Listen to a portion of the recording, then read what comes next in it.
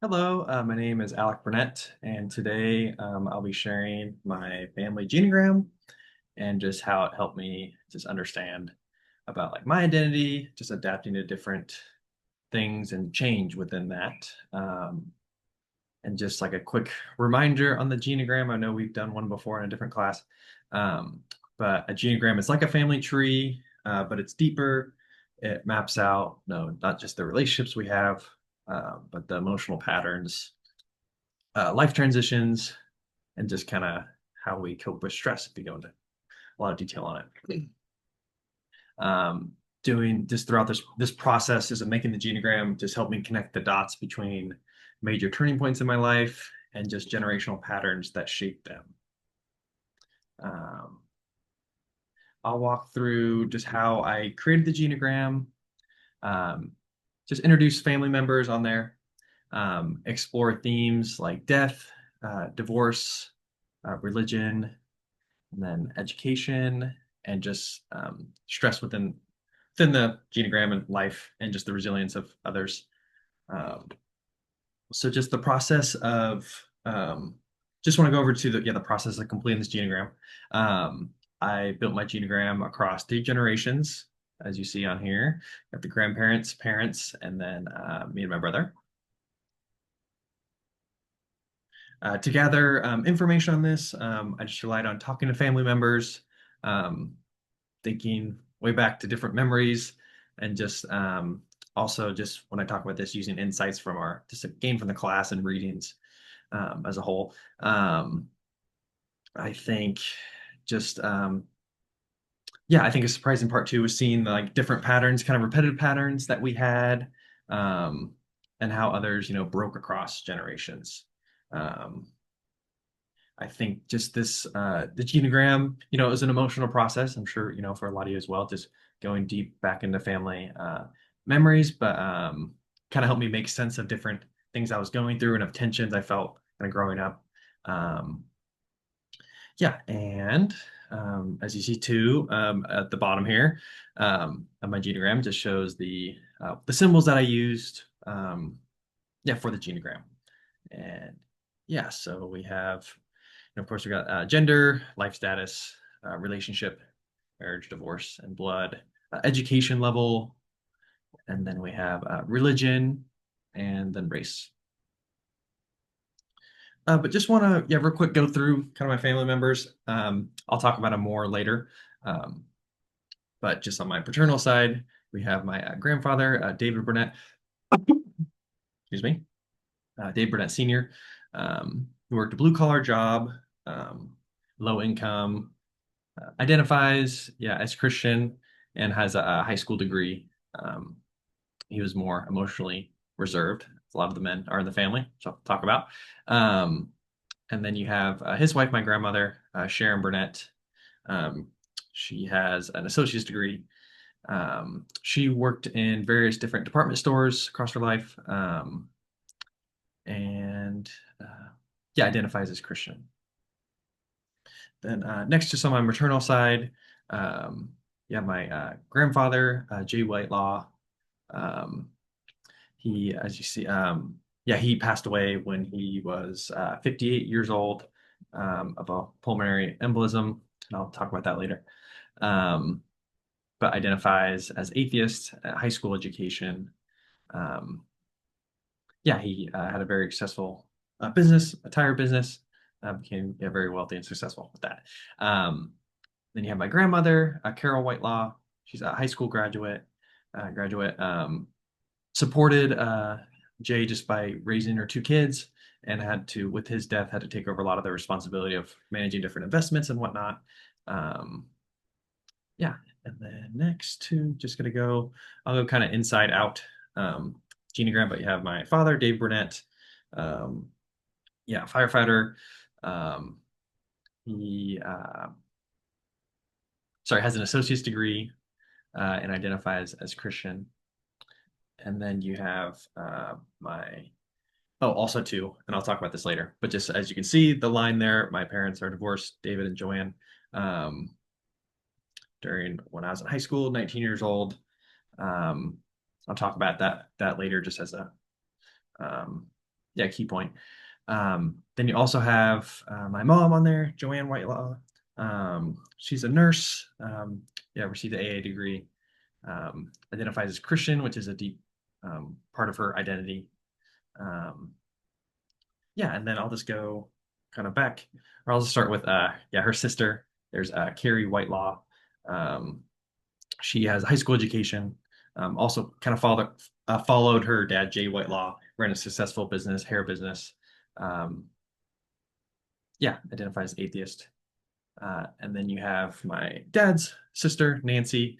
Um, she has an associate's degree, uh, works in healthcare.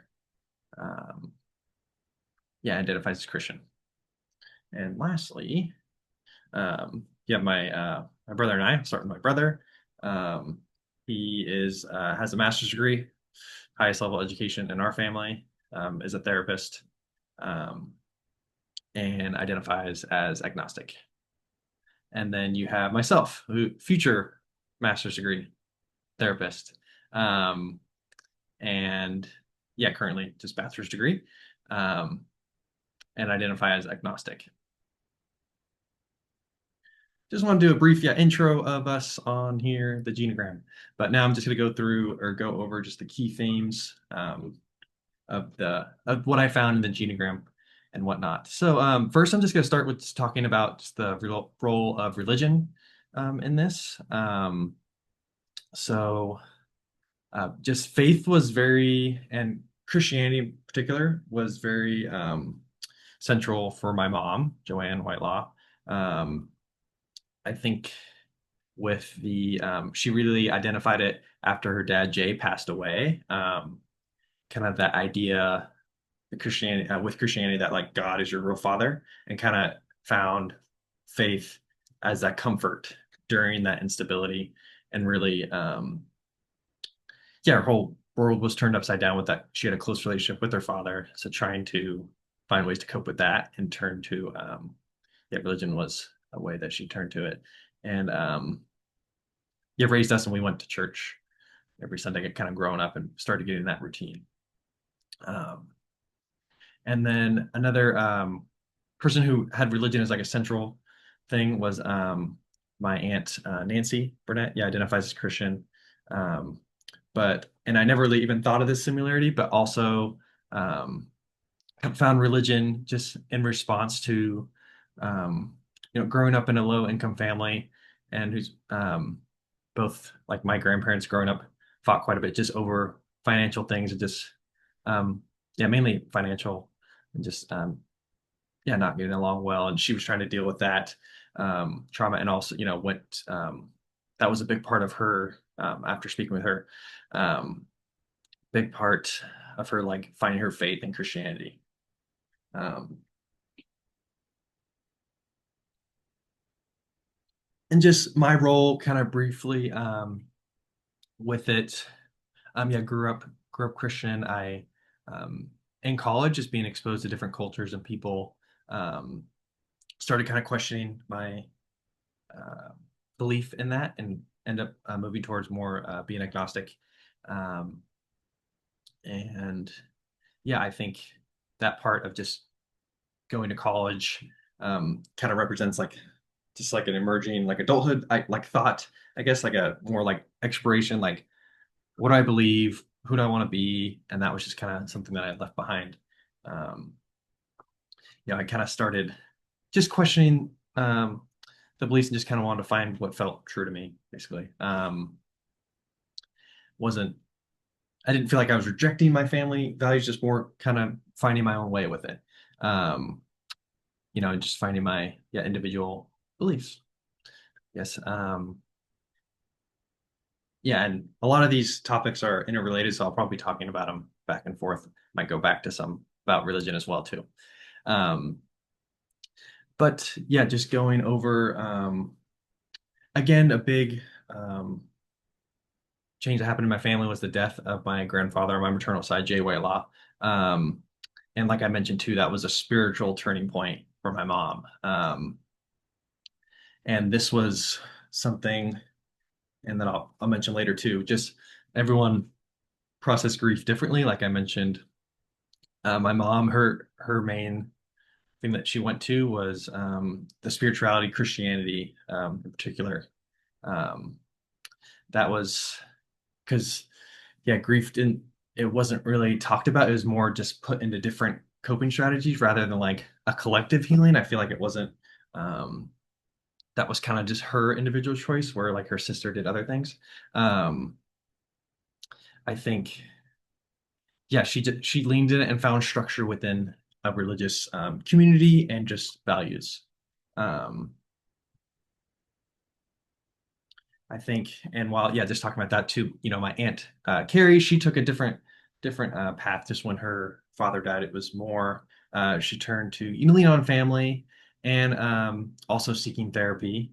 Um, only she saw a therapist for a few months, and that was her way of finding balance. But um, it wasn't something that my mom wanted to do. She related more to yeah the structure of religion. Um, and just thinking of these excuse me, just and from the readings, like these different paths, they kind of reflect how families can adapt to hardships in different ways. How to find meaning in things. Like faith provided meaning for my mom, and my aunt more therapy provided meaning for that. Um, and yeah, I was just going back to my grandmother, Jay's wife, Carol. Just now I'm going kind of way back, but she experienced a childhood trauma when she was 8.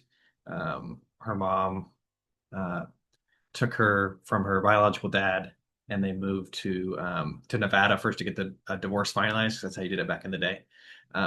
Was to do a divorce in Nevada, and then moved to California. But I was thinking about kind of within the theme of loss, something she never really talked about, and that kind of silence and being strong was part of her emotional DNA, and that goes excuse me, that goes back to just when her husband died. She took pride in kind of taking that role or that position of I'm going to be strong for my kids. I'm not going to openly talk about it, and never really, yeah, processed it with others. I think more just internally kept it, and it was kind of like I think it's more like a vertical stressor, just like the unspoken loss and not openly speaking about it kind of through the generations. Even though it was great, my aunt Carrie did seek therapy. It wasn't something she um, did for that long, and it wasn't something that was talked about. It was kind of just her own personal path with that. Um, I think just through that too with me and how I process things is like breaking that cycle for me is learning how to grieve out loud with with family, but mainly I feel comfortable seeing a therapist too, and that's why part of why I'm trying to become a therapist here.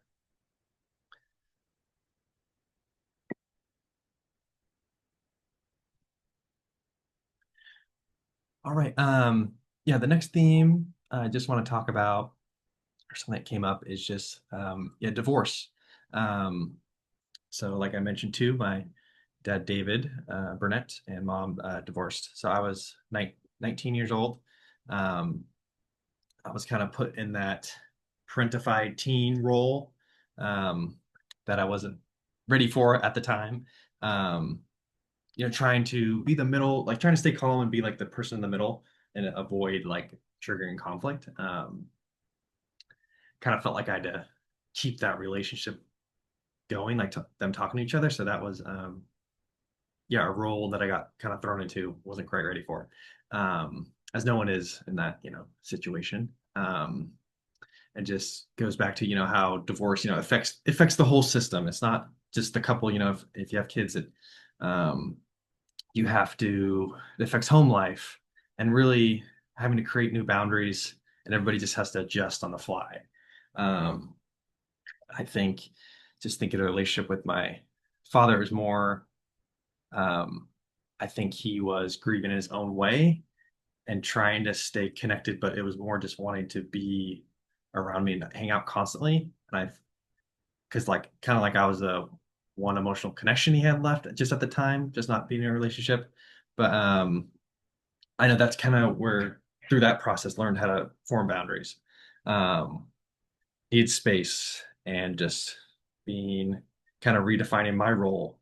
Um, I don't need to be that emotional lifeline. I can be myself and process it myself. And I think looking back, it took me a while just to see a therapist and kind of process it all. But that was something like now I feel like I have the skills necessary to get in contact with a mental health professional and just work through that way.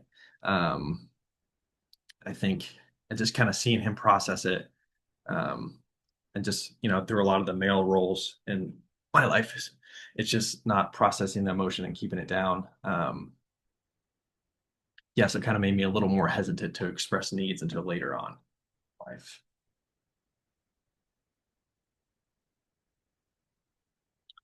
I think, yeah. And yeah, the next just theme I want to talk about just is education. Um, so for that, just and it was a different, two different sides. So my grandfather, Dave Burnett, he had a high school degree and worked blue collar jobs, working on vending machines and more just odd job like that. Um, so very physically demanding. Um, didn't talk about it a lot, but I know it was hard just talking to my dad about it. Um, but his kind of, he kind of passed on like, okay, you need to get educated. Um, you need to go to college. Like this is something you need to do in order to make more money. Um, and that, of course, like I said, transferred to my dad. Get an education, uh, find something secure, and the security within, I think, is naturally came through. My brother and I are therapists, and my mom's a nurse. Dad's a firefighter, so we all are in that healthcare secure field. Um, and I think that was definitely in the back of my head when looking for different careers and whatnot. Um, yeah, more just thinking about this, it was like education, you know, um, not as much as options, like something you have to do. Where, and that's more my dad's thoughts. And my mom didn't really push, education or what we wanted to do on us. It was more just, um, yeah, do what makes you happy and what you will find success in. Because going from paternal to the maternal side now, have my grandfather. He just had a high school degree, ran his entire business, and very wealthy. So it was a different version of success. Um, so I think I had those two different sides. Like, oh, I could just be my own person and make something, or find education, be more secure with that level of education. Even though I wasn't sure exactly what I wanted to do, just thinking about getting my bachelor's degree. Um, I think this just and thinking back to our reading, just the McGoldrick reading, just some of the themes like income and education, just how it like shapes our identity and our mental health. I think going through this genogram, just thinking about all this, it was like I think there was this internal pressure too, and not really sure which way to go, the education route or more make your own way, because both could be successful. Um, and now just going through this program now, it was like took me a while to find where I wanted to go. And now I see, it's more like receiving this master's degree I want to do because it's something. Yeah, it's because I want to be a therapist, and this is the next step. It aligns with who I am, not just pressures from family. Um, I feel more confident in that path, and I have to go the education route, but either way was fine. But yeah, I think, and even my we were all in the healthcare field, but my brother became a therapist a few years ago. Um, Seeing how it was definitely difficult for him to do that, and but his drive and passion to want to do it, um, worked out for him. That's just the path I think we just have a shared, um, just my family, just being in the healthcare field, connecting with others and making a difference through that. Um, yeah,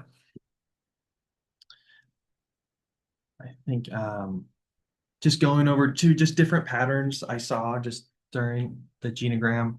Like I had mentioned, just the emotional kind of silence habit with my grandmother, my mom's side, Carol, and grandfather, David Burnett, just on my paternal side. Um, I think no matter what the pain was, it kind of modeled that silence during the pain. Emotions, my grandmother, it's private.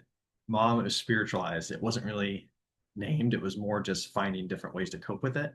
Um, I think, yeah, spirituality became on my mom's side, or for my mom, became the language for grief, but not necessarily like emotional processing. Um, excuse me.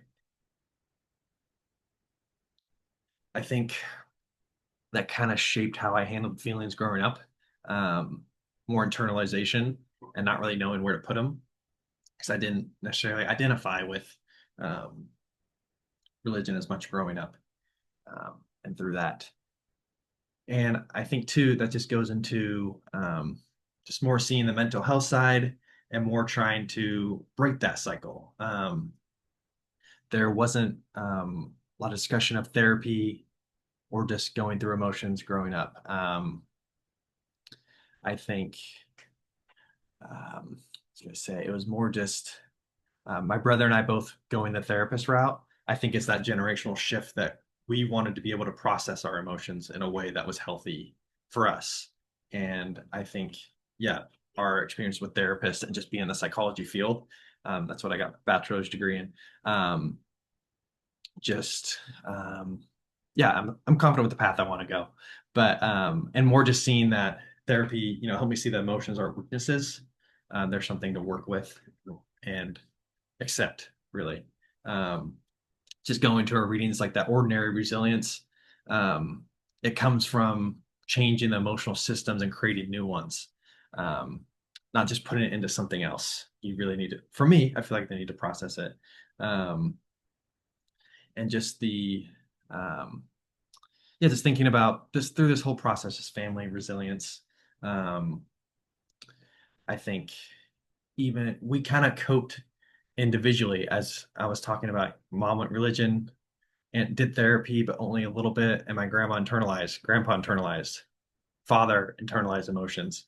So I think, or my goal, is as the family tree goes down between my brother and I, um, that can be our way to pass down a processing information through therapy and working through those emotions.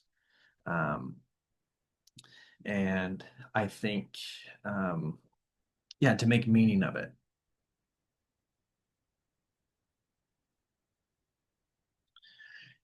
Yeah, just going through just kind of what I learned from about myself, just going through this, and just through, looking at this through others, helped me gain insight into who I am now. Um, you know, just going through this, I think um, I've learned to kind of, you can validate doing a faith-based or more emotional ways to process. I think it was good to kind of go through that and see the different ways that people do process emotion, just even just for seeing future clients. Um, I think for me, I'm no longer trying to fit into that family story. I want to, process my emotions through therapy and through other ways. Um, so I feel like going through this, I grew from it. Yeah, and found my own path within it. I feel like I'm kind of the bridge between the past and what happens next. Um, and just going through this, I think the biggest like personal shift for me just happens. We call that launching phase, just between like 17 and 25. It was just learning to make boundaries between when my parents' relationship ended, and it was starting to see how they process things, realizing that wasn't a healthy way for me to do it, and um, let them know. Yeah, or what am I trying to say here? It's more, it's not about like differentiation. Um, it's forming my identity while still staying connected in other ways. I think not wanting to cut off, but just setting healthier boundaries. Um, I think I was learning to be independent, um, and redefine my role to what I want it to be.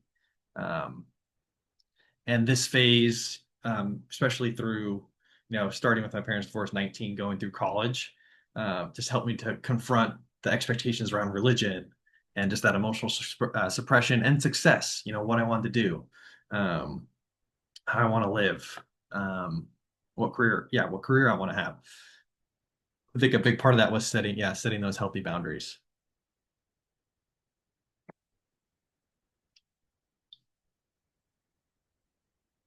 I think, yeah, doing this genogram just helped me trace, just the resilience of my other family members, um, and how some went through silence, faith, and the different ways of processing, challenges throughout life. Um, I can see how everyone was adapting, the best they could, and how they knew how to do that.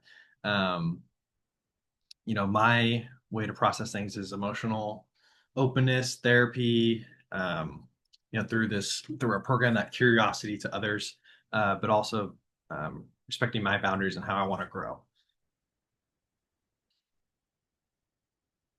I think, it's about naming pain, asking for help when needed. Um, I want to pass on a legacy where feelings are welcome and healing, is processed through others.